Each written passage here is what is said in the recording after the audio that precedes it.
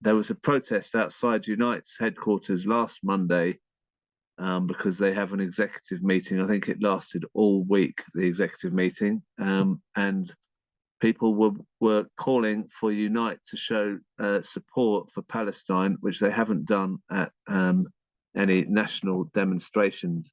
As far as I know, anyway. I just wanted to speak to Tony Greenstein to start with, because it was his article that that alerted me to this. How you doing? And you were there, Tony, weren't you? You were at that. I was kind of the main organizer in the sense of the picket of Unite headquarters. I mean, the position of Unite under Sharon Graham in respect of the genocide in Gaza has been absolutely appalling. We had to get a petition together to even get them to adopt a position calling for an immediate ceasefire, because immediately after October the 7th, they issued a statement expressing their revulsion at October the 7th, although it was primarily a military operation, merely deploring the bombing of civilians and the carnage, which even by October the 15th was double that of October the 7th. But since then, since they issued a new statement, which incidentally on November the 3rd, which incidentally didn't mention genocide at all, they've done absolutely nothing. Sharon Graham has refused to allow the National Unite banner on any of the national demonstrations. There's been no National Unite speaker, unlike every other union. I mean, she calls herself non-political, but that really is another name for being right-wing. And the irony is that all of the kind of left sects like the SWP, Counterfire and so on, they go along with her because she's good on strikes, but she's lousy on any politics, anything which isn't about directly going on strike. She doesn't want to know. And anti-racism, anti-imperialism is precisely that.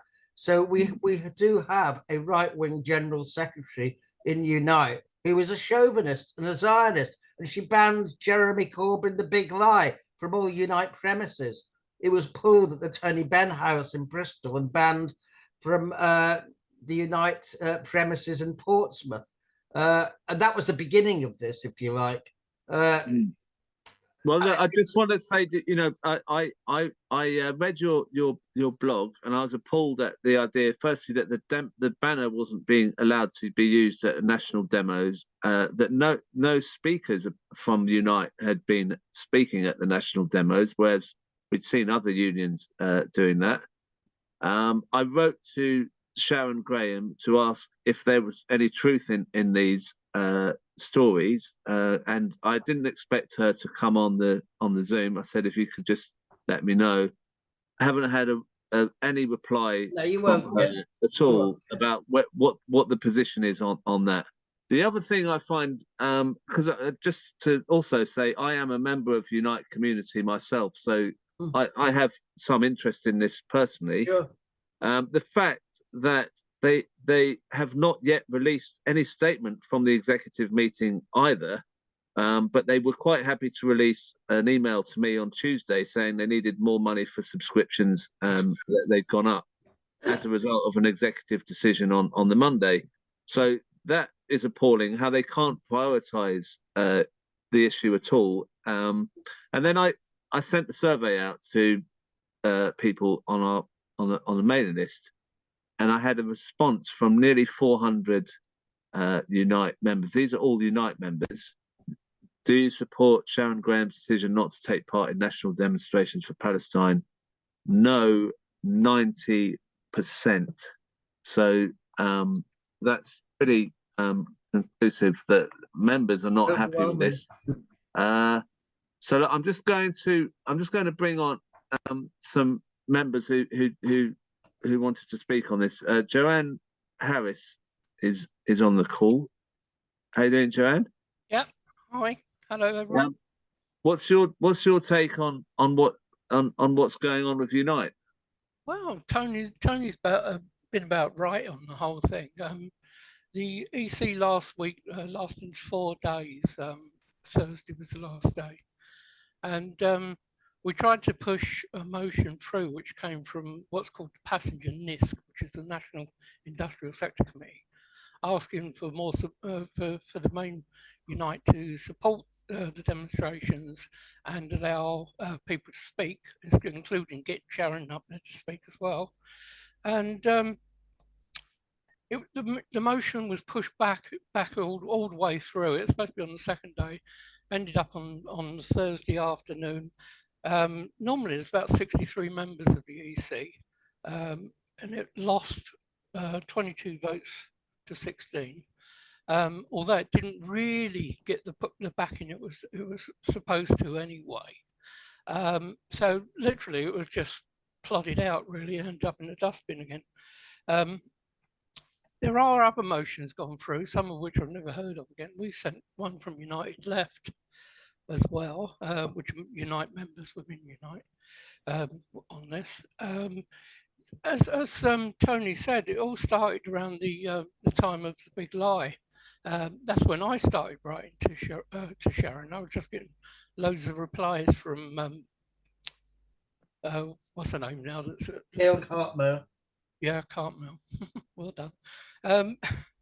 And it just basically they just didn't want to upset anybody that may be Unite members within the arms industry or people like this. And what?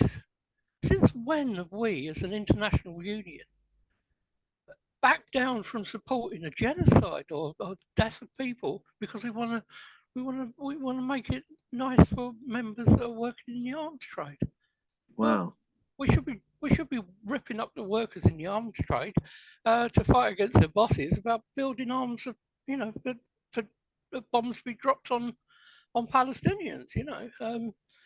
London and Eastern region, though, I mean, we have been present at every single one of the national demos. We do take our London Eastern banner. We do take our regional secretary Pete Cav has been on all of them.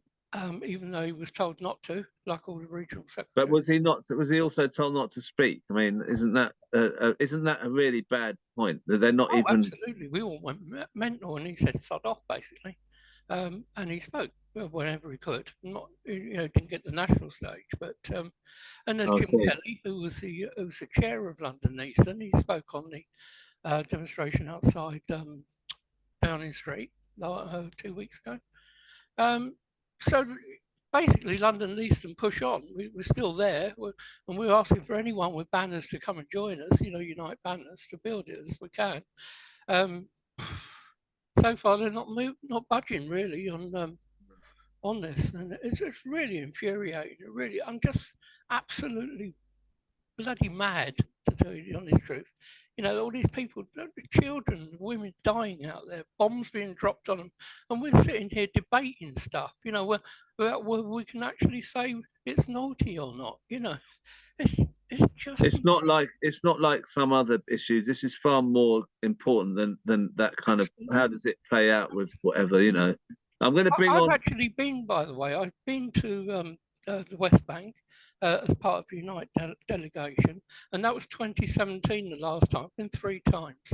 2017 was the last time, and they were beating and punching people, and the worst thing, the way they treat children walking past them in the morning, slap round the head, empty the satchel on the road, stamp all over it. A soldier beating up on a 5-year-old kid. You dive in there, as a friend of ours did, and start shouting, and got a gun stuck in his face. This is what it's like out there. They're just treated like shit. Excuse my French. No, but I'm just going to bring on. There's other members who wanted to speak. There's Andy Phipps, who came forward to say he'd speak. Are you there? Andy? Yes, I'm there, Crispin.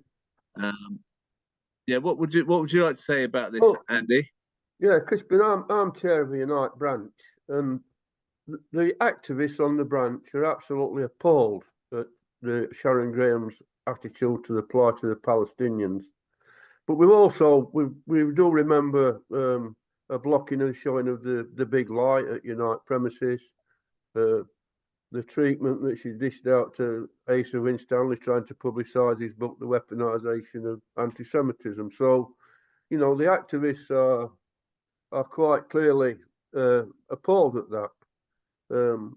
We applaud the success that they have with the industrial struggle and the support for industrial struggle. Of course, it's important, but it's ridiculous to try and divorce trade unionism from politics. We've been on many of the demonstrations. We've called by Stop the War in London. We've marched in Leeds, Sheffield, Doncaster, Nottingham. And I'm ashamed to say there's a lack of official presence from Unite. Big shout out to the branches that are turning out, particularly the Unite community members, who have been fantastic and do seem to organise really well. On top of all this, I'm a former miner. Sorry to put on. No, sorry. But, you know, back in the day, we marched against the anti-apartheid regime in South Africa. Trade unions got a proud tradition in standing for the rights of people. So it makes this even what's going up more worse. If Sharon Graham thinks that trade unions got nothing to do with politics, maybe she ought to watch one or two of the films of Orgreave that's been shown recently, and we'll show how much that the government thinks of what trade unions should be how it should be dealt with. I don't think she's divorced from politics at all. I think she's got an agenda to support Starmer and his political party. The only other big shout out I can say to people is, as an active trade unionist, many people don't attend the branch meetings. I'd appeal to people, go to your branch meetings, raise your voice, raise the issue, make the people that's running your branch put forward your motions to challenge what's happening. Thank you. Thank you, Andy. I'm going to bring on Cassie in Banbury, who's, I think, standing as an independent. We have to have her on the show another time. How you doing, Cassie? I'm good. Good to see you. Thank you for having me on. Yeah, it's been a frustrating week, hasn't it? I think the level of anger and frustration amongst Unite members feels like it's really peaked in this last 10 days. You know, the show of what happened in the EC, and an awful lot of motions were blocked. You know, some were debated, but a lot of them were ruled out of order, and in the way that we're familiar with seeing with the Labour Party. If they don't think they can win a debate, they find a way to, you know, not get it there in the first place. And one of the really crucial things about that is that Unite passed an excellent motion at conference last year on Palestine. It was really comprehensive motion. It recognised the apartheid and the oppression being imposed on the Palestinian people. It clearly placed Unite as a partner in that struggle, and it made the links with the, you know, the class struggle and the fairness and fight for equality that we're meant to be in. But crucially, it had a really key action, and that was supporting and championing the BDS campaign. That was emphasized really strongly in that motion.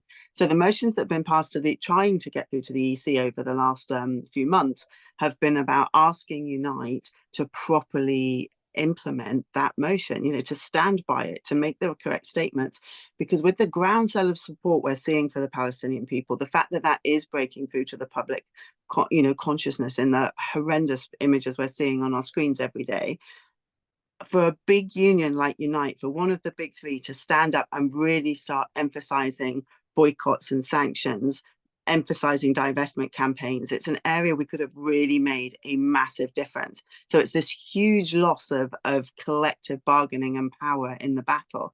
And Unite have just absented themselves from that. They're just not there. And of course, Sharon Graham would say, well, it's not my place to dictate policy, it's the EC's. So she's using this kind of get out of jail clause to just absent herself from a core class struggle. And I think it's going to cost her dearly, because we are increasingly seeing the Labour Party as irrelevant to the Labour struggle. You know, they're not ours anymore. They don't belong to us anymore. It's nothing to do with us. And Unite is is at risk of putting themselves in that same category. There's a reason independents are organising across the country. There's a reason we're not looking to these organisations to support us anymore. And I think this is a really key moment for Unite. You know, what we're seeing, I've never seen a groundswell of public support as we have in these Gaza demos.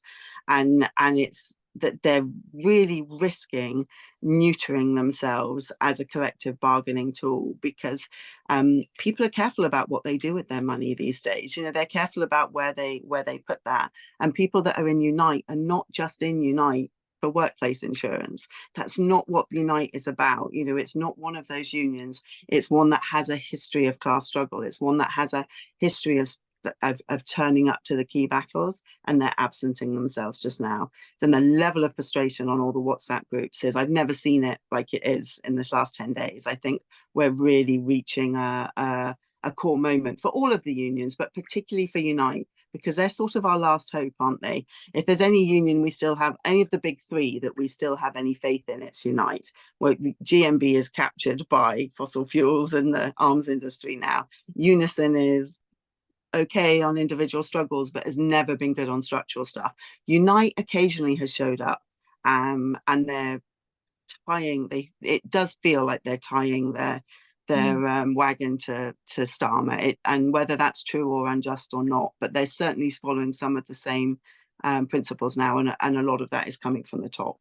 So yeah, I think Unite's in trouble. They need to this needs to change direction soon. Right. Says am I going to allow an opposing view? Well, is that Trevor? You want to say something opposite to that? Do you? Do you want to speak, Trevor, in support of Sharon Graham's position, United's position? Hi, Crispin. I'm Trevor Stewart. Hi, Crispin. I'm Trevor Stewart. I'm the branch secretary at NA58 branch, NG58 branch. I've also been a stand-down officer, support companion, Labour councillor, school governor. I used to be senior rep at Imperial Tobacco. I've been active for 40 years. I was in London yesterday. We put on a coach through Nottingham Community, and I know for a fact that Unite pay towards 4 coaches, and our coach we only had 11 people turn up, 13 people, I think, in fact. I also know by asking prior to this meeting, because I wanted to find out if we had made any donations, the NEC had given £50,000 towards the Palestinian cause.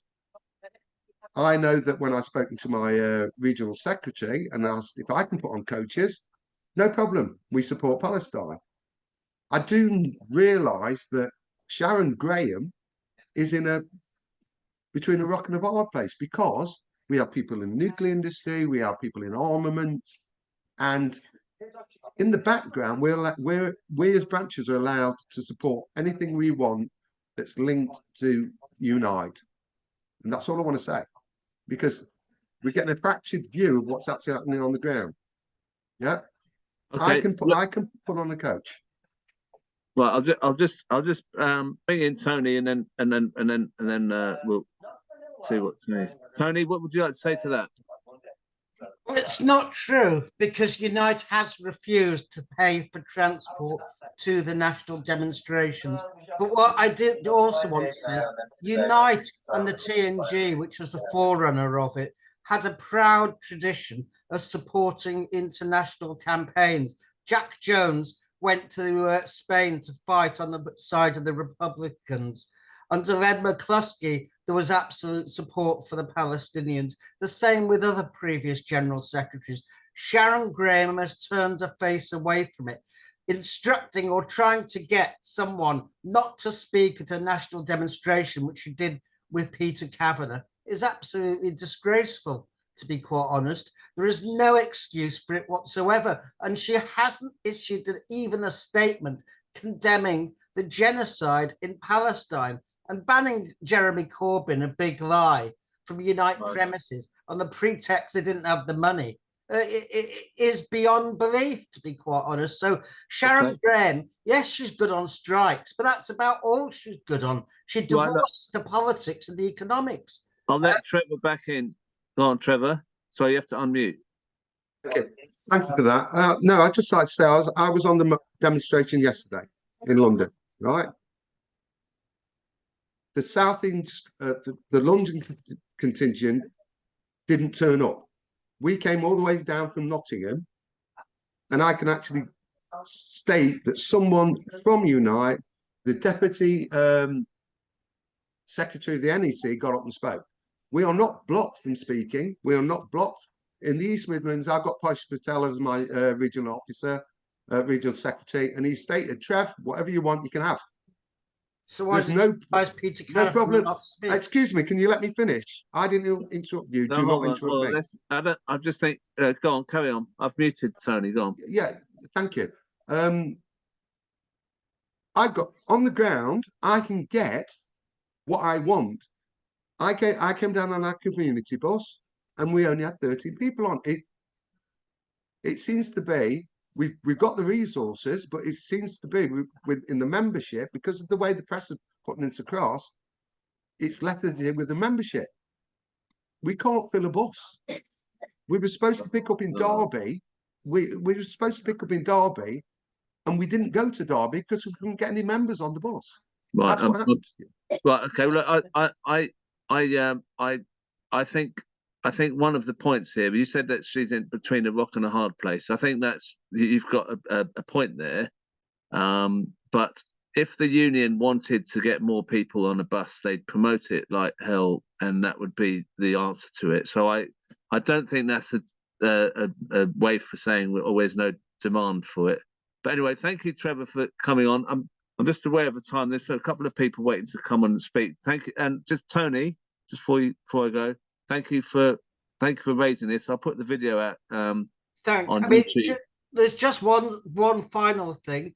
Sharon Graham recommended that the affiliation to Stop the War be suspended. Why did she do that? Stop the War Coalition has been organising with others the demonstrations in London.